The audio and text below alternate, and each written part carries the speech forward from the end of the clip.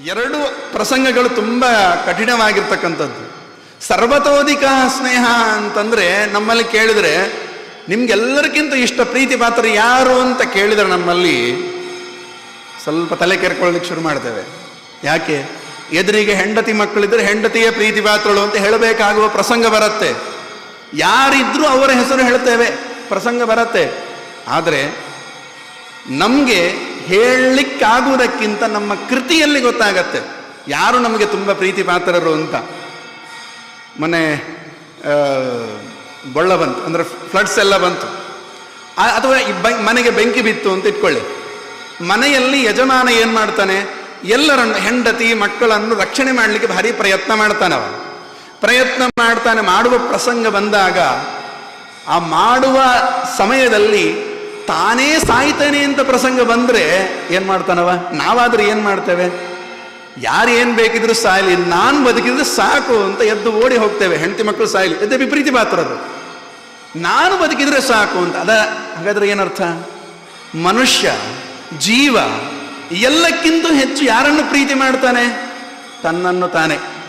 ತನ್ನನ್ನು ತಾನು ಎಷ್ಟು ಪ್ರೀತಿ ಮಾಡ್ತಾನೋ ಅದಕ್ಕಿಂತ ಹೆಚ್ಚು ಬೇರೆ ಯಾರಲ್ಲಿ ಮಾಡೋದಿಲ್ಲ. ಆದರೆ ಆಚಾರ್ಯರಂತಾರೆ, ನಿನ್ನನ್ನು ನೀನು ಎಷ್ಟು ಪ್ರೀತಿ ಮಾಡ್ತೀಯ ಅದಕ್ಕಿಂತ ಹೆಚ್ಚು ನನ್ನನ್ನು ಪ್ರೀತಿ ಮಾಡು, ನಿನ್ನನ್ನು ಒಲಿತೇನೆ ಅಂತ ಹೇಳ್ತಾರೆ. ಅದು ಕಷ್ಟ ಆಗಿದೆ ನಮಗೆ ಅಷ್ಟೇ. ಆ ರೀತಿ ಅದನ್ನು ಭಕ್ತಿ ಅಂತ ಕರೀತಾರೆ.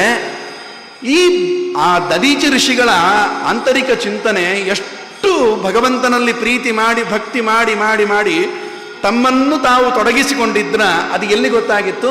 ಈ ಸಂದರ್ಭದಲ್ಲಿ ಗೊತ್ತಾಯಿತು. ದೇವತೆಗಳಿಗೆ ಉಪಕಾರ ಆಗತ್ತೆ, ಅಥವಾ ಭಗವಂತನೇ ಹೇಳಿದ್ದಾನೆ ಇಂಥ ಋಷಿಗಳ ಎಲುಬಿಂದ ಅವನ ಸಂಹಾರ ಆಗತ್ತೆ ಅಂತ ದೇವರೇ ಹೇಳಿದರೆ ಅದಕ್ಕಿಂತ ದೊಡ್ಡದು ಏನು? ಭೀಷ್ಮಾಚಾರ್ಯರು ಮೊದಲನೆಯ ಸ್ಕಂದದಲ್ಲಿ ಬರುತ್ತೆ. ಭೀಷ್ಮಾಚಾರ್ಯರು ಶರಮಂಚದಲ್ಲಿ ಮಲಗಿದಾಗ ಕೃಷ್ಣ ಪಾಂಡವರನ್ನೆಲ್ಲ ಕರ್ಕೊಂಡು ಹೋಗಿ ಉಪದೇಶ ಮಾಡಿಸಿದ. ಎಲ್ಲ ಆಯಿತು. ಕೊನೆಗೆ ಅವನು ಹೇಳ್ತಾರೆ, ಭೀಷ್ಮಾಚಾರ್ಯರು ಹೇಳ್ತಾರೆ, ಆ ಮೊದಲನೆಯ ಸ್ಕಂದದಲ್ಲಿ ಒಂದು 4 ಶ್ಲೋಕ ಇದೆ. ಕೃಷ್ಣನನ್ನು ಸ್ತೋತ್ರ ಮಾಡು, ನಿಂದಾಸ್ತುತಿ. ಭೀಷ್ಮಾಚಾರ್ಯರು ಭಾರಿ ಚಂದ ಇದೆ.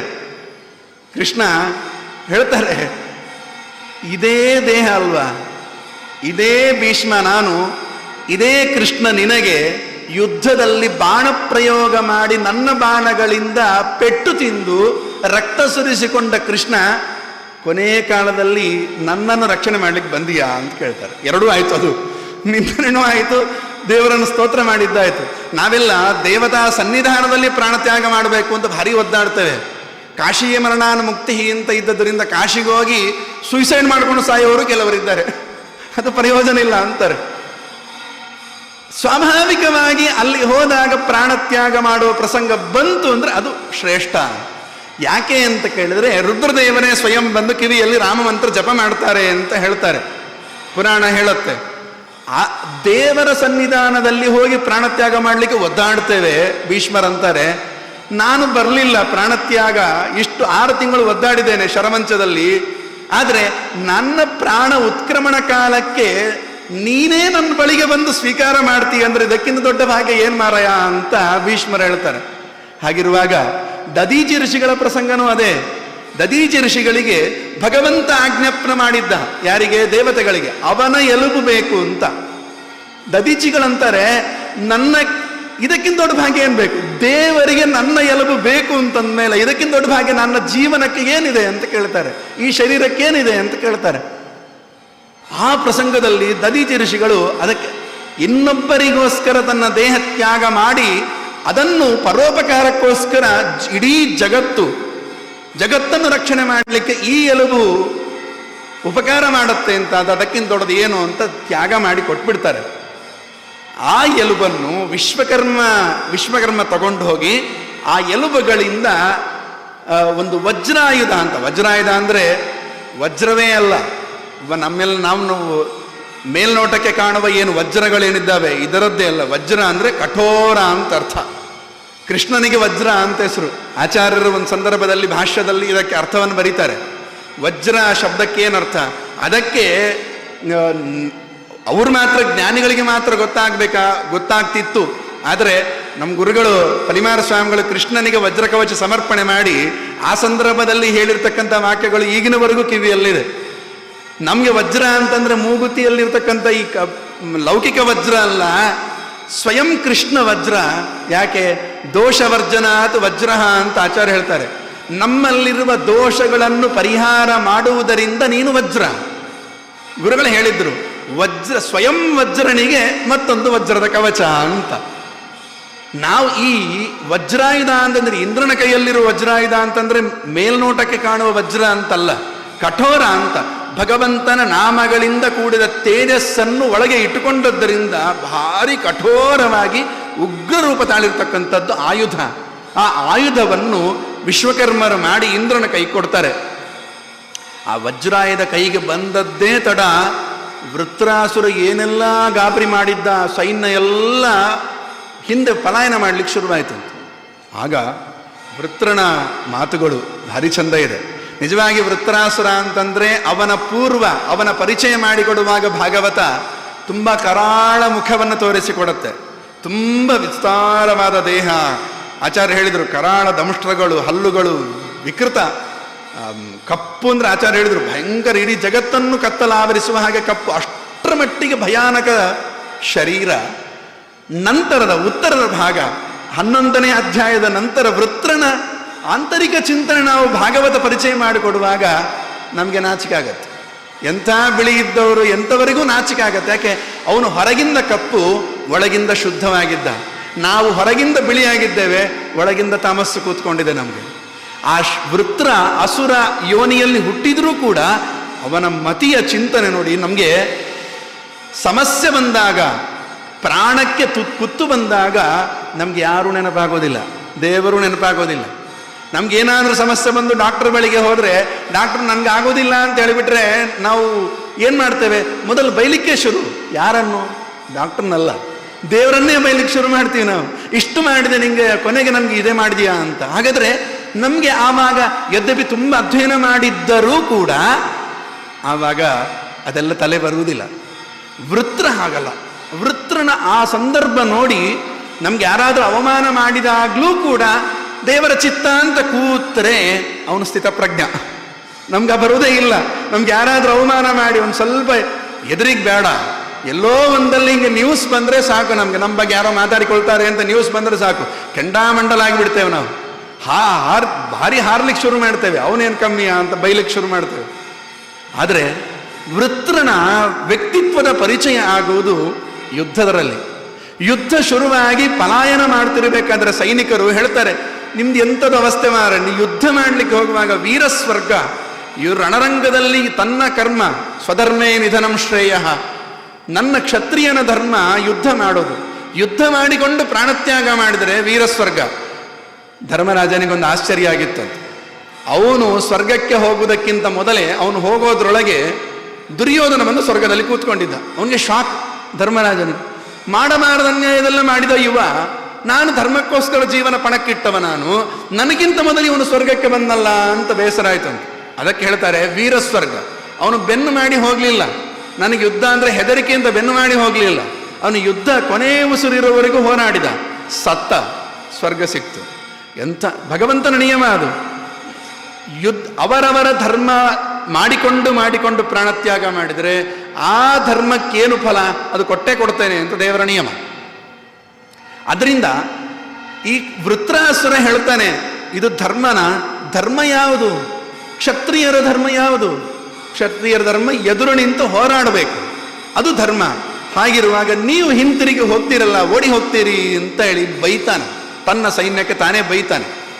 ಅಷ್ಟು ಮಾತ್ರ ಅಲ್ಲ, ಆ ಸೈನಿಕರೆಲ್ಲ ಓಡ್ತಾ ಇದ್ರೆ ಅವರ ಹಿಂದೆ ದೇವತೆಗಳು ಬಾಣಪ್ರಯೋಗ ಮಾಡಿಕೊಂಡು ಹಿಂದಿನಿಂದ ಬರ್ತಾ ಇದ್ರಂತೆ. ಅವನು ವೃತ್ರಾಸುರ ಎಷ್ಟು ಧರ್ಮಿಷ್ಠ ಅಂತಂದ್ರೆ, ಅವನ ತಿಳುವಳಿಕೆ ಎಷ್ಟು ಪಕ್ವವಾಗಿತ್ತು ಅಂದ್ರೆ ದೇವತೆಗಳಿಗೂ ಬೈತಾನವ. ಏನ್ ಬೈತಾನೆ? ನಿಮ್ದೊಂದು ಜೀವನವ. ದೇವತೆಗಳಿಗೆ ಹೇಳ್ತಾನೆ, ನಿಮ್ದೊಂದು ಜೀವನವ, ನಿಮ್ದು ವೀರರ ನೀವು. ಯಾಕೆ? ಬೆನ್ನು ಮಾಡಿ ಓಡಿ ಹೋಗತಕ್ಕಂಥ ಶತ್ರುವಿನ ಬೆನ್ನಿಗೆ ಬಾಣ ಪ್ರಯೋಗ ಮಾಡಬಾರ್ದು, ಅಷ್ಟು ಗೊತ್ತಿಲ್ವ ನಿಮಗೆ? ನೀವೊಂದು ವೀರ ಅಂತ ಬೈತಾನೆ. ನೀವೇನಾದರೂ ತಾಯಿಯ ಹೊಟ್ಟೆಯಿಂದ ಹುಟ್ಟಿ ಸ್ತನ್ಯಪಾನ ಮಾಡಿದ್ದು ಹೌದು ಅಂತಾದರೆ ನನ್ನ ಎದುರಿಗೆ ಬಂದು ಯುದ್ಧ ಮಾಡಿ ಅಂತ ಹೇಳ್ತಾನೆ. ಏನು ಪರಾಕ್ರಮಿ ಅಲ್ಲ ಒಂದು. ಅವನ ಧರ್ಮನಿಷ್ಠ ಹೇಗಿರ್ಬೇಕಲ್ಲ ಒಂದು.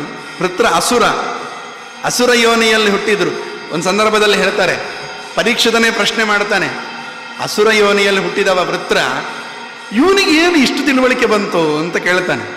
ಅದಕ್ಕೆ ಅನೇಕ ದೃಷ್ಟಾಂತವನ್ನು ಕೊಡ್ತಾರೆ ಶುಕಾಚಾರ್ಯರು.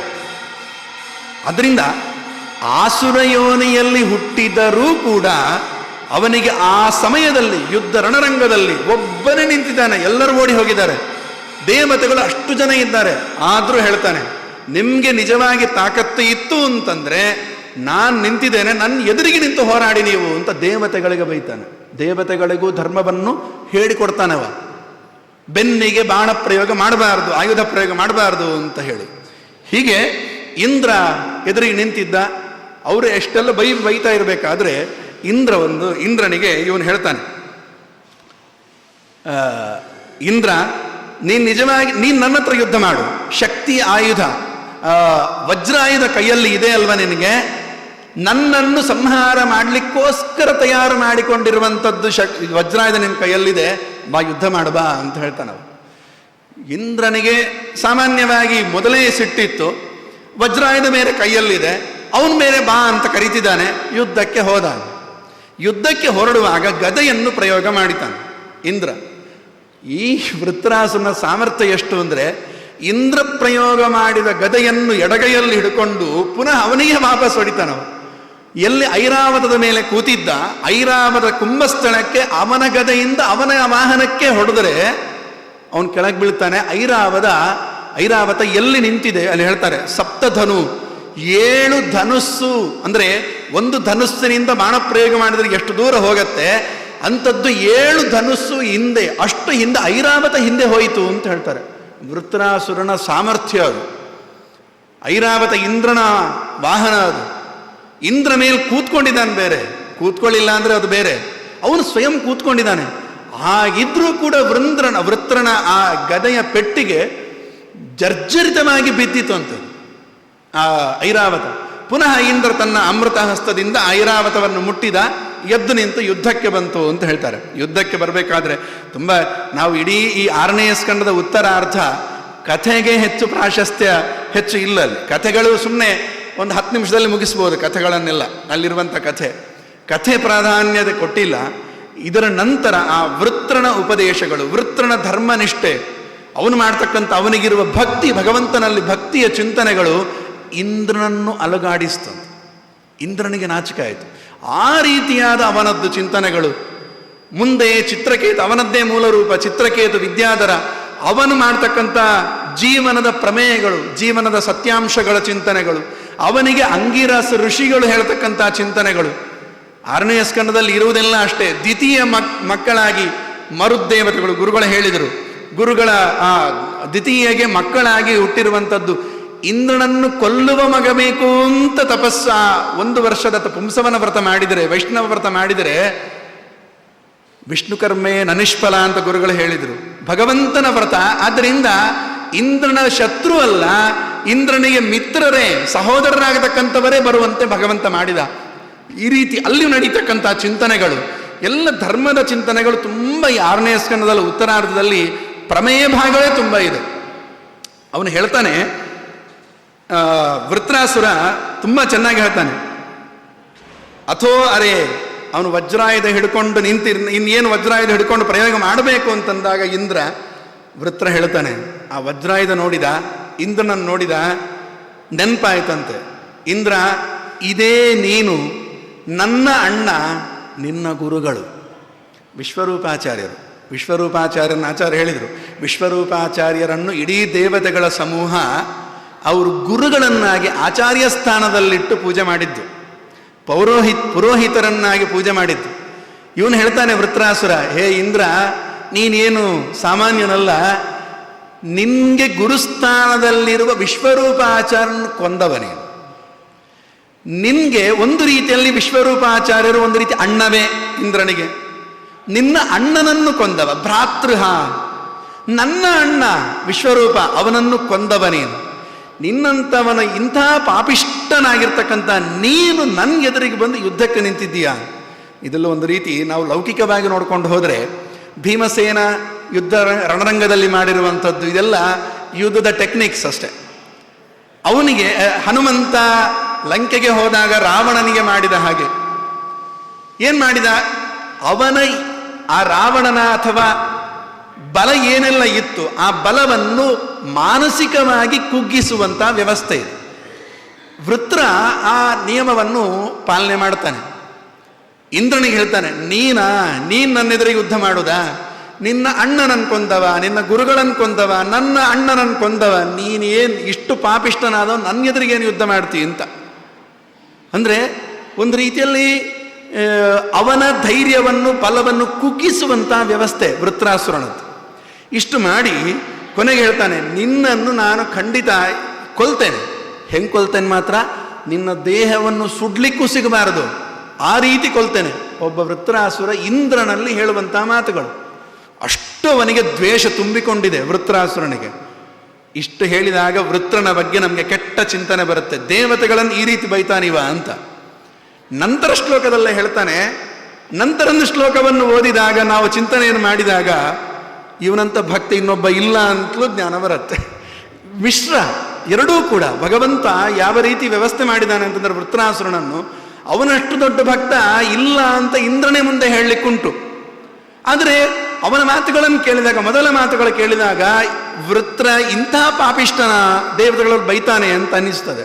ಏನು ಹೇಳ್ತಾನೆ, ಅಥೋ ಹರೇ ಮೇ ಕುಲಿಶೇನ ವೀರ ಹರ್ತ ಪ್ರಮತ್ಯೇಯ ಶಿರೋ ಯದೀಹ ತತ್ರಾನ್ನೋ ಭೂತ ಬಲಿಂ ವಿಧಾಯ ಮನಸ್ವಿನಾಂ ಪಾದರಜ ಪ್ರಪತ್ಸ್ಯೇ ಹೇಳ್ತಾನೆ. ಒಂದು ವೇಳೆ ನಾನು ನಿನ್ನನ್ನು ಕೊಲ್ಲಿಕ್ಕೆ ಆಗಲಿಲ್ಲ, ಎರಡೂ ಆಗ್ಬೋದು. ಅವನು ಹೇಳ್ತಾನೆ, ಯುದ್ಧ ಅಂದರೆ ಅದು ರಣರಂಗ ಹೇಗಿರ್ತದೆ, ಇವನಿಗೆ ಗ್ಯಾರಂಟಿ ಜಯ ಆಗತ್ತೆ, ಇವನಿಗೆ ಅಪಜಯ ಗ್ಯಾರಂಟಿ ಆಗತ್ತೆ ಅಂತ ಹೇಳಲಿಕ್ಕಾಗೋದಿಲ್ಲ. ಯಾರಿಗೆ ಜಯ ಯಾರಿಗೆ ಅಪಜಯ ಅಂತ ಗೊತ್ತಿಲ್ಲ. ಯಾರಿಗೆ ಮನೋಧೈರ್ಯದಿಂದ ಹೋರಾಡ್ತಾನೆ, ಭಗವಂತ ಒಳಗೆ ಕೂತ್ಕೊಂಡು ಹೋರಾಡಿಸ್ತಾನೆ, ಅವನಿಗೆ ಜಯ. ವೃತ್ರ ಹೇಳುವಂಥ ಮಾತು, ನಾನೇನು ಹೇಳಿದ ಮೊದಲು ನಿನ್ನನ್ನು ಕೊಲ್ತೇನೆ ಅಂತ ಹೇಳಿದ. ಆ ಕೊನೆಗೆ ಹೇಳ್ತಾನೆ, ನಿನ್ನನ್ನು ನಾನು ಕೊಲ್ತೇನೆ ಅಂತಲೂ ಗ್ಯಾರಂಟಿ ಇಲ್ಲ, ನಾನು ಸಾಯ್ಬೋದು. ಒಂದು ವೇಳೆ ನಾನು ಸತ್ರೆ, ಒಳಗೆ ಕೂತ್ಕೊಂಡ ಭಗವಂತ ಆ ರೀತಿ ಸಂಕಲ್ಪ ಮಾಡಿ ನಾನೇ ಸತ್ರೆ ನಿನ್ನನ್ನು ಕೊಲ್ತೇನೆ, ಕೊಲ್ಲಿಲ್ಲ ನಾನು ಸಾಯ್ತೇನೆ, ನಾನು ಸತ್ರೆ ಭಗವಂತನ ಪಾದ ಮೂಲಕ್ಕೆ ಸೇರಿಬಿಡ್ತೇನೆ ಅಂತ ಹೇಳ್ತಾನೆ. ಅವನ ಭಕ್ತಿ ಅದು ದ್ವಂದ್ವ. ಒಂದು ರೀತಿಯಲ್ಲಿ ನಾವು ಓದಿಕೊಂಡು ಹೋದರೆ, ತತ್ರಾನುಣೋ ಭೂತ ಬಲಿಂ ವಿಧಾಯ ಮನಸ್ವಿನಾಂ ಪಾದರ್ಜ ಪ್ರಪತ್ಸೆ ಸುರೇಶ ಅಕಸ್ಮಾನ್ ಅಹಿನೋಷ ವಜ್ರಂ ಪುರಸ್ಥಿತೇ ವೈರಿಣಿ ಮನ್ಯ ಅಮೋಘಂ ಮಾ ಸಂಶಯಿಷ್ಟ ಹೇಳ್ತಾನೆ. ನನ್ನ ಮೇಲೆ ಇಷ್ಟೆಲ್ಲ ಇದ್ದುಕೊಂಡು ಆಯುಧ ಇದೆ, ಎಲ್ಲ ಇದೆ, ನಾನು ನಿಂತಿದ್ದೀನಿ ಎದುರಿಗೆ, ವಜ್ರಾಯುಧ ಪ್ರಯೋಗ ಯಾಕೆ ಮಾಡ್ತಾ ಇಲ್ಲ, ಮಾಡು ಅಂತ ಹೇಳ್ತಾನೆ. ಮತ್ತೆ ಇಂದ್ರನ ತಲೆಯಲ್ಲಿ ಸಂಶಯ ಉಂಟೇನೋ, ಒಂದು ಪೆಟ್ಟು ತಿಂದಿದ್ದಾನೆ ಇಂದ್ರ, ಗದಾ ಪ್ರಯೋಗ ಮಾಡಿ ಆ ಗದೆ ಪುನಃ ತನಗೇ ಬಂದು ಹೊಡೆದಿದೆ. ಅವನು ಹೇಳ್ತಾನೆ, ವೃತ್ರಾಸುರ ಮೊದಲು ಪ್ರಯೋಗ ಮಾಡಿದ ಗದೆಯಂತೆ ನಿಷ್ಫಲ ಆಗತ್ತೆ ವಜ್ರಾಯುಧವು ಅಂತ ಸಂಶಯ ಬೇಡ, ಮಾ ಸಂಶಯ ಇಷ್ಟ, ಸಂಶಯ ಮಾಡಬೇಡ, ನಿನ್ನ ಕೈಯಲ್ಲಿ ವಜ್ರಾಯುಧ ಇದೆ, ಪ್ರಯೋಗ ಮಾಡು, ದೇವರಲ್ಲಿ ಮನಸ್ಸಿಟ್ಟು ಪ್ರಯೋಗ ಮಾಡು. ಇಂದ್ರ ಕೊಲ್ಲಿಗೆ ಬಂದವ ದೇವತೆ, ಆ ಇಂದ್ರನಿಗೆ ಉಪದೇಶ ಮಾಡ್ತಾನೆ, ನನ್ನನ್ನು ಕೊಲ್ಲು, ಒಳಗೆ ಕೂತ್ಕೊಂಡು ದೇವರಿದ್ದಾನೆ, ಯಾಕೆ ಸಂಶಯ ಪಡ್ತೀಯ, ಪ್ರಯೋಗ ಮಾಡು ಅಂತ. ಒಂದು ಸಂದರ್ಭದಲ್ಲಿ ಹೇಳ್ತಾರೆ, ವೃತ್ರಾಸುರ ತಲೆಯಲ್ಲಿ ಇತ್ತಂತವನಿಗೆ, ನಾನು ವಜ್ರಾಯುಧದಿಂದ ಸಂಹೃತನಾಗ್ತೇನೆ ಗ್ಯಾರಂಟಿ. ಆದರೆ ಸಂಹೃತನಾಗುವ ಮೊದಲು ಭಗವಂತನ ಅಲ್ಲಿ ನಿಂತುಕೊಂಡು ಅವನು ಪ್ರಯೋಗ ಮಾಡಿದ, ಅವನು ಕೊಲ್ಲೋದಲ್ಲ, ಇಂದ್ರನೊಳಗೆ ಕೂತ್ಕೊಂಡು ಭಗವಂತನೇ ಮಾಡೋದು. ಯಂತ್ರಮಯ ಅಂತ ಹೇಳ್ತಾನೆ, ಒಳಗೆ ಕೂತ್ಕೊಂಡು ನಿಯಂತ್ರಣೆ ಮಾಡತಕ್ಕಂಥ ಭಗವಂತ ಅವನೊಳಗೂ ಇದ್ದಾನೆ, ಈ ವಜ್ರದ ಆಯುಧದೊಳಗೂ ಇದ್ದಾನೆ, ನನ್ನೊಳಗೂ ಇದ್ದಾನೆ. ವೃತ್ರನ ಚಿಂತನೆಗಳು ನಮಗೆ ಎಂಥ ಸಾಮಾನ್ಯವಾಗಿ ಪುರಾಣ ಪ್ರವಚನ ಎಲ್ಲ ಕೇಳಬೇಕಾದ್ರೆ ಭಕ್ತಿ ಉದ್ರೇಕ ಆಗತ್ತೆ ಅಂತ ಹೇಳ್ತಾರೆ. ಎಂಥ ಪ್ರವಚನ ಕೇಳಿದರೂ ಕೂಡ ಆಗದಿರುವ ಭಕ್ತಿ ಉದ್ರೇಕ ಅವನ ರಣರಂಗದಲ್ಲಿ ಅವನಿಗಾಗಿದೆ, ಅವನು ಸಾಯುವಾಗ ಅವನಿಗಾಗಿದೆ. ವೃತ್ರಾಸುರ ಹೇಳ್ತಾನೆ, ನನ್ವೇಷ ವಜ್ರ ಸ್ತವಶಕ್ರ ಭಗದೆ ಮಾ ಸಂಶಯಿಷ್ಟ, ನಿಷ್ಫಲ ಆಗೋದಿಲ್ಲ ನಿನ್ನ ಕೈಯಲ್ಲಿರೋ ವಜ್ರ. ಬರೀ ವಜ್ರ ಅಲ್ಲ, ಭಗವಂತನ ನಾಮದ ತೇಜಸ್ಸಿನಿಂದ ಭರಿತವಾಗಿರ್ತಕ್ಕಂಥದ್ದು ಆಯುಧ ನಿನ್ನ ಕೈಯಲ್ಲಿದೆ, ನಿಷ್ಫಲ ಆಗೋದಿಲ್ಲ, ಪ್ರಯೋಗ ಮಾಡು ಅಂತ ಹೇಳ್ತಾನೆ. ಇಷ್ಟು ಮಾತ್ರ ಅಲ್ಲ, ಪುಂಸಾಂ ಕಿಲೈಕ, ಒಂದು ವೇಳೆ ನಾನು ಸತ್ರೆ ಅಹಂ ಸಮಾದಾಯ ಮನೋಯತಾಹ ಸಂಕರ್ಷಣಚ್ಚತ್ತ ಚರಣಾರವಿಂದೆ ಹೇಳ್ತಾನೆ. ಒಂದು ವೇಳೆ ನಿನ್ನ ಕೈಯಲ್ಲಿ ನಾನು ಸಾಯ್ತೇನೆ ಅಂತಾದರೆ ಸಾಯುವ ಮೊದಲು ನನ್ನ ಪ್ರಾಣಗಳನ್ನು ನಾನೇ ನನ್ನ ಉಪಾಸ್ಯ ಮೂರ್ತಿಯಾದ ಸಂಕರ್ಷಣ ರೂಪಿ ಪರಮಾತ್ಮನ ಪಾದಾರವಿಂದಗಳಿಗೆ ಸಮರ್ಪಣೆ ಮಾಡಿ ಸಾಯ್ತೇನೆ. ಸಂಕರ್ಷಣವನ್ನೇ ಯಾಕೆ ಹೇಳಿದವ ಹೇಳ್ತಾನೆ. ಒಂದು ಅರ್ಥ ನಮಗೆ ಗೊತ್ತಿದೆ, ಸಮ್ಯಕ್ ಕರ್ಷತಿ, ಎಲ್ಲವನ್ನೂ ಸಂಹಾರ ಮಾಡ್ತಕ್ಕಂಥವ. ಮತ್ತೊಂದು, ಶೇಷನ ಅಂತರ್ಯಾಮಿಯಾದ ಸಂಕರ್ಷಣ ರೂಪವನ್ನೇ ಚಿಂತನೆ ಮಾಡಲಿಕ್ಕಿದೆ. ಈಗಲ್ಲ, ಅವನ ಮೂಲ ರೂಪ ಚಿತ್ರಕೇತುವನಾಗಿದ್ದಾಗ ಅವನಿಗೆ ನಾರದರು ಮಾಡಿದ ಉಪದೇಶನೇ ಅದು. ಮೂಲ ರೂಪದಲ್ಲಿದ್ದಾಗ ಸಂಕರ್ಷಣ ರೂಪಿ ಪರಮಾತ್ಮನ ಸಂಕರ್ಷಣ ವಿದ್ಯೆಯನ್ನೇ ಕೊಡ್ತಾರೆ ಅವನಿಗೆ, ಚಿತ್ರಕೇತುವಿಗೆ. ಹಿಂದಿನ ಜನ್ಮದಲ್ಲಿ ಇದ್ದಂತಹ ಉಪದೇಶದ ಬಲ ಈಗಲೂ ಇಷ್ಟು ಅಸೂಯೆ, ಇಷ್ಟು ದ್ವೇಷ ಇದ್ರೂ ಕೂಡ ಅವನು ತನ್ನ ಪ್ರಾಣತ್ಯಾಗ ಮಾಡಬೇಕಾದ್ರೆ ಅವನು ಹೇಳ್ತಾನೆ, ನನ್ನ ಪ್ರಾಣಗಳನ್ನು ಸಂಕರ್ಷಣ ರೂಪಿಯ ಪರಮಾತ್ಮನ ಪಾದಾರವಿಂದಗಳಲ್ಲಿ ಸಮರ್ಪಣೆ ಮಾಡ್ತೇನೆ, ನಾನು ಮಾಡಿ ಸಾಯ್ತೇನೆ ಅಂತ ಹೇಳ್ತಾನೆ. ಅಂದರೆ ಅವನಿಗೆ ಒಳಗಿಂದ ನಾನೊಬ್ಬನೇ ಅಲ್ಲ, ಒಳಗಿಂದ ನನ್ನನ್ನೂ ನಿಯಂತ್ರಣ ಮಾಡತಕ್ಕಂಥ ಒಂದು ಶಕ್ತಿ ಇದೆ ಎಂಬ ತಿಳುವಳಿಕೆ ರಣರಂಗದಲ್ಲಿ ಸಾಯುವ ಸಮಯದಲ್ಲಿ ಬಂದಿದೆ ಅವನು. ನಮ್ಮೆಲ್ಲ ಹೇಗೆ ಅಂದರೆ ಆಚಾರ್ಯ ಹೇಳ್ತಾರೆ ದ್ವಾಯಸ್ತೋತ್ರದಲ್ಲಿ, ಸಂತತಂ ಚಿಂತಯೈನಂ ತಂ ಅಂತಕಾಲೇ ವಿಶೇಷತಃ ಅಂತ. ಜೀವನ ಪರ್ಯಂತ ದೇವರ ಸ್ಮರಣೆ ಮಾಡಿಕೊಂಡು ಬರಬೇಕಂತೆ. ಯಾಕೆ? ಈಗೇನೋ ಆಗತ್ತೆ ಅಂತಲ್ಲ, ಮುಂದೆ ಕೊನೆಯ ಸಮಯದಲ್ಲಿ ದೇವರ ನಾಮಸ್ಮರಣೆ ನಮ್ಮ ಬಾಯಿಗೆ ಬರಬೇಕು ಅಂತಾದರೆ ಯಾವಾಗಲೂ ಮಾಡಿಕೊಂಡು ಬರಬೇಕು. ಒಂದು ದೃಷ್ಟಾಂತ ನೋಡೋದು ಅಂತಾದರೆ, ನಮ್ಮ ಶಾಲೆಯಲ್ಲಿ ಮಕ್ಕಳಿಗೆ ನಾವು ಪಾಠ ಮಾಡ್ತೇವೆ, ಒಂದು ವರ್ಷ ಇಡೀ ಸಿಲೆಬಸ್ ಪಾಠ ಮಾಡ್ತೇವೆ. ಪಾಠ ಮಾಡಿದ್ದನ್ನು ಮಾತ್ರ ಅಲ್ಲ, ಅದನ್ನು ರಿವಿಷನ್ನೂ ಮಾಡಿಸ್ತೇವೆ, ನಾವು ಪುನರಾವೃತ್ತಿನೂ ಮಾಡಿಸ್ತೇವೆ, ಪುನಃ ರಿವಿಷನ್ ಮಾಡಿಸ್ತೇವೆ ಮಕ್ಕಳಿಗೆ. ಯಾಕೆ? ಅದರ ಫಲ ಎಲ್ಲಿ? ಕೊನೆಗೊಂದು ದಿವಸ ಎಕ್ಸಾಮ್ ಹಾಲಲ್ಲಿ ಕೂತಾಗ, ಪ್ರಶ್ನೆ ಪತ್ರಿಕೆ ಎದುರಿಗೆ ನಿಂತಾಗ, ಕೊಟ್ಟಾಗ ಆ ಪ್ರಶ್ನೆ ನೋಡಿದಾಗ ಉತ್ತರ ತಲೆಗೆ ಬರಬೇಕು, ನೆನಪಾಗಬೇಕು. ಒಂದ್ಸಲ ಓದಿಬಿಟ್ರೆ ನೆನಪಾಗೋದು ಕಷ್ಟ ಇದೆ. ರಿವಿಷನ್ ಮಾಡ್ತಾ ಮಾಡ್ತಾ ಮಾಡ್ತಾ ಮಾಡ್ತಾ ಇದ್ರೆ, ಇಡೀ ವರ್ಷ ರಿವಿಷನ್ ಮಾಡಿದರೆ ಕೊನೆಗೊಂದು ದಿವಸ ಎಕ್ಸಾಮ್ ಹಾಲಲ್ಲಿ ಕೂತಾಗ ಉತ್ತರ ನೆನಪಾಗತ್ತೆ. ಅದಕ್ಕೋಸ್ಕರ ತಾನೆ ಮತ್ತೆ ಎಕ್ಸಾಮ್ ಮುಗೀತು ಅಂದರೆ ಈಗಿನ ಮಕ್ಕಳ ಸ್ವಭಾವ ಹೇಗೆ ಅಂದರೆ, ಹೊರಗಿನ ನಮ್ಮ ಎಜುಕೇಷನ್ ಸಿಸ್ಟಮು ಹಾಗೆ ಇದೆ ಬಿಡಿ, ಏನು ಮಾಡಲಿಕ್ಕಿಲ್ಲ. ಅದು ಆಗ ಆಯಿತು, ಎಕ್ಸಾಮ್ ಈ ವರ್ಷದ ಎಕ್ಸಾಮ್ ಸಿಲೆಬಸ್ ಮುಗೀತು, ಎಕ್ಸಾಮ್ ಮುಗೀತು ಅಂತಂದರೆ ಎಕ್ಸಾಮ್ ಹಾಲಿಂದ ಬರಬೇಕಾದ್ರೂ ಆ ಮಕ್ಕಳು ಕ್ವಶನ್ ಪೇಪರ್ ಮುದ್ದೆ ಮಾಡಿ ಅಲ್ಲೇ ಬಿಸಾಡಿ ಬರ್ತಾರೆ. ಯಾಕೆ? ಮತ್ತೆ ಮುಂದೆ ಪ್ರಯೋಜನ ಇಲ್ಲ ಅಂತ, ಸಿಲೆಬಸ್ಸು ಇಲ್ಲ, ಆ ತಿಳುವಳಿಕೆನೂ ಬೇಡ ಅಂತ. ಹಾಗಾದರೆ ನಾವು ಇಷ್ಟು ವರ್ಷ ರಿವಿಷನ್ ಮಾಡೋದು ಯಾಕೆ? ಕೊನೆಗೊಂದು ದಿವಸ ನಮಗೆ ನೆನಪಾಗಲಿಕ್ಕೋಸ್ಕರ, ಎಕ್ಸಾಮ್ ಪಾಸ್ ಆಗಲಿಕ್ಕೋಸ್ಕರ ಅಲ್ವಾ?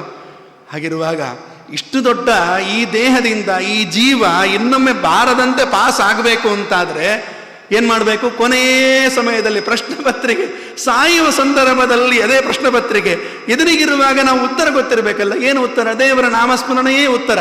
ಆಗ ನೆನಪಾಗಬೇಕಾದ್ರೆ ಏನು ಮಾಡಬೇಕು? ಇಷ್ಟು ಜನ್ಮಗಳ ಕಾಲ ರಿವಿಷನ್ ಮಾಡ್ತಾನೇ ಇರಬೇಕು ಅಂತ ಹೇಳ್ತಾರೆ.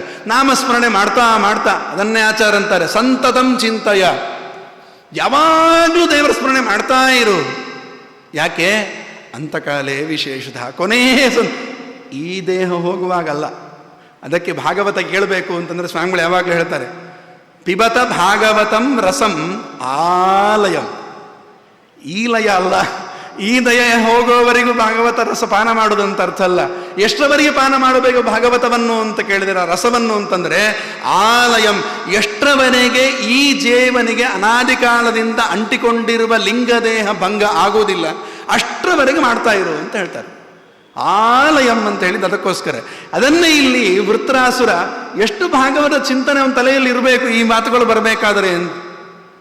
ಅದರಿಂದ ಕೊನೆ ಅವನು ಹೇಳ್ತಾನೆ, ಕೊನೆ ಈಗೇನು ಸಾಯ್ತೇನೆ ಮುಂದೆ, ಆ ಪ್ರಸಂಗದಲ್ಲಿ ಕೂಡ ನಾನು ಸತ್ತರೆ ನನ್ನ ಪ್ರಾಣಗಳನ್ನು ಸಂಕರ್ಷಣನಿಗೆ ಸಮರ್ಪಣೆ ಮಾಡ್ತೇನೆ ಅಂತ ಈ ಬುದ್ಧಿ ಬರಬೇಕಾದರೆ ಅವನ ವೃತ್ರನ ತಪಸ್ಸು, ಅವನ ಹಿಂದಿನ ಜನ್ಮದ ಮಹತ್ವ, ಅವನ ಸಾಧನೆ ಎಷ್ಟಿರಬೇಕು.